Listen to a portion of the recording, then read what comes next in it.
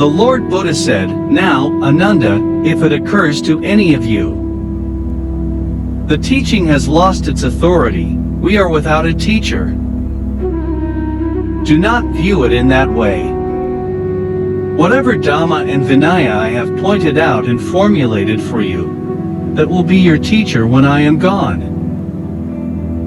It is recorded in the Pali Canon, 3 months after the great demise of the Lord Buddha, when many bhikkhus were profoundly sad. A situation arose which compelled the leading great enlightened disciples to immediately decide upon convening a great council and recite the entire teaching and discipline to preserve, in its pristine purity, the dispensation of the supremely enlightened Buddha. The situation referred to concerned a former barber, Subhata by name, who having become a monk, had irreverently remarked to a group of bhikkhus, saying, "Enough, brethren, don't grieve, don't lament.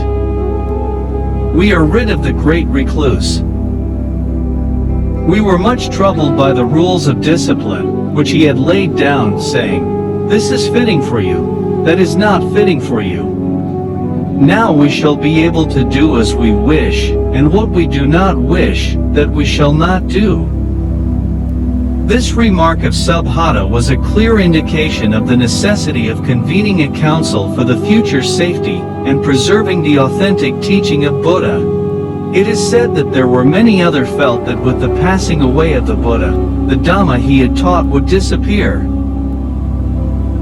It is also recorded in Pali Canon that Venerable Mahakassapa, senior disciple of Lord Buddha, was not present at the great demise of his master at Kusinara, but he was proceeding from Pava to Kusinara with large group of his disciples, to pay his last respect.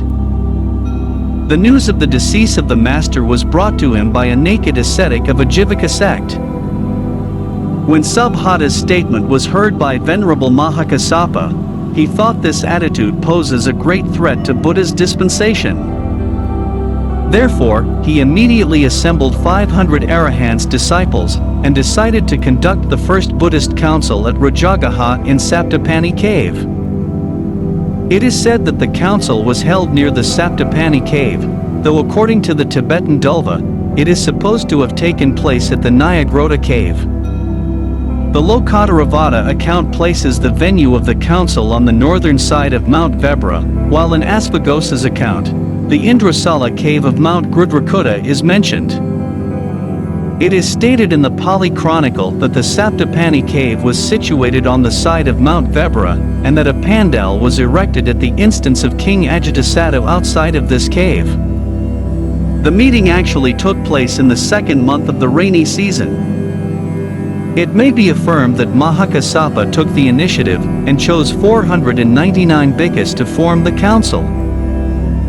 It is stated in the Kulavaga and confirmed in the Dipavamsa that the number of monks was chosen in pursuance of a vote by the general congregation of monks assembled on the occasion and at the place of the parinibbana of the master. There is general agreement that the number of the monks selected was 500. There was, however, some protest regarding the omission of Ananda from the number of counselors chosen. In the Kulavaga, it is stated that the bhikkhus strongly interceded for Ananda, though he had not attained arahathood, because of the high moral standard he had reached and also because he had learnt the Dhamma and the Vinaya from the master himself. Proceedings of the council. The procedure followed at the council was a simple one. With the permission of the Sangha, the Venerable Mahakassapa asked questions on the Vinaya of the Venerable Upali. The King Ajatasattu supported the council, and Venerable Mahakassapa presided over it. The council recited for 7 months the entire Tipitaka as it is found today. The reciters were the Venerable Upali, who recited the Vinaya, and Venerable Ananda, who recited the Dhamma. Hence Dhamma and Vinaya were preserved in pristine form. The charges against Venerable Ananda. After the council, Venerable Ananda was arraigned by the monks on several charges which he explained as follows. 1. He could not formulate the lesser and minor precepts. as he was overwhelmed with grief at the imminent death of the master. 2. He had to tread upon the garment of the master while sewing it, as there was no one to help him. 3. He permitted women to salute first the body of the master because he did not want to detain them. He also did this for their edification. 4. He was under the influence of the evil one when he forgot to request the master to enable him to continue to live for a kalpa. 5. He had to plead for the admission of women into the order out of consideration for Mahapajapati Gautami. 6. He failed to supply drinking water to the Buddha, though he had thrice asked for it. 7. He showed the private parts of the Buddha to men and women of low character. The punishment of Venerable Channa, Brahmadanda. Channa was the charioteer of the master on the day of the Great Renunciation. When he became monk, he had slighted every member of the order, high and low, and was arrogant in the extreme. The penalty imposed was complete social boycott. When the punishment was announced to Channa, he was seized with profound repentance and grief, and was purged of all his weaknesses. In short, he became an arahant.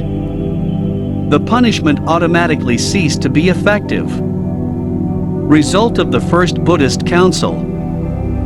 Briefly, the proceedings of the First Council achieved 4 results. 1. The settlement of the Vinaya under the leadership of Venerable Upali. 2. The settlement of the Dhamma under the leadership of Venerable Ananda. 3.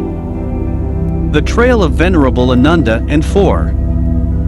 The punishment of Channa, Brahmadanda.